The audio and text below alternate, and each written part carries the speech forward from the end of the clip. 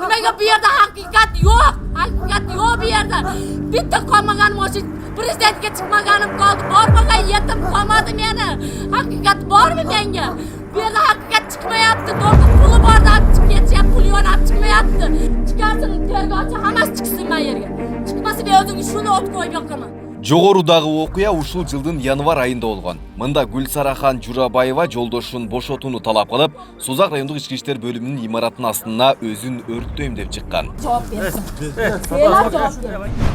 2018-жылы ошол учурда 13 жашар кызын зордукталганы боюнча Созак райондук ички иштер бөлүмүнө арыз менен кайрылган. U günahli bo'lgan odam 2019-yili qayrilganmiz. U sud nimagachi tergovchilarga qayrilib, u bola zo'rduqtagan bo'yicha zo'rduqtagani to'g'ri chiqqan, bo'ynilariga olingan.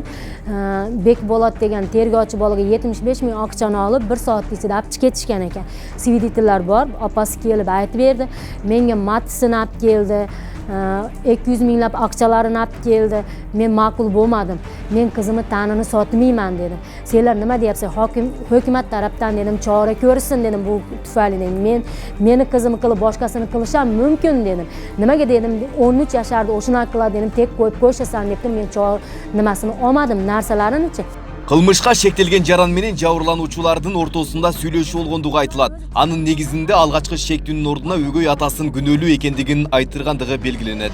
Akam o'sha bir tug'an akam ko'cha bolalarini shu qizimdan foydalanamiz deb turib, o'sha Umid degan bolani oqlab chiqamiz deydi ekan. Sen ashi bolani oqlab ber, o'gay otangni kirgizamiz, o'gay otangni deb kirgizib bersang, biz o'sha Umidni oqlashimiz kerak deb oqchogonlarga dor aytadi ekan. Bizga Umid degan o'zi 200 minglab oqchogonlarga dor gapirib berdi. Nimada ushlab olib keldi. U Umid degan bolani bir o'rtog'i bor ekan, akasini bir narsasi bu qizini o'ltirishga dor tayinlashgan ekan. Учурда бул иштер Созак райондук сотунда каралууда. Сот отуруму 4 жолу белгиленип, бирок ар кандай себептерден уламжылдырылган. Жабырлануучу тарап болсо акыйкат чечим чыгарбайт деп ишенбөөчүлүк билдирүүдө. Hech qanaqa chechim chiqarilgani yo'q.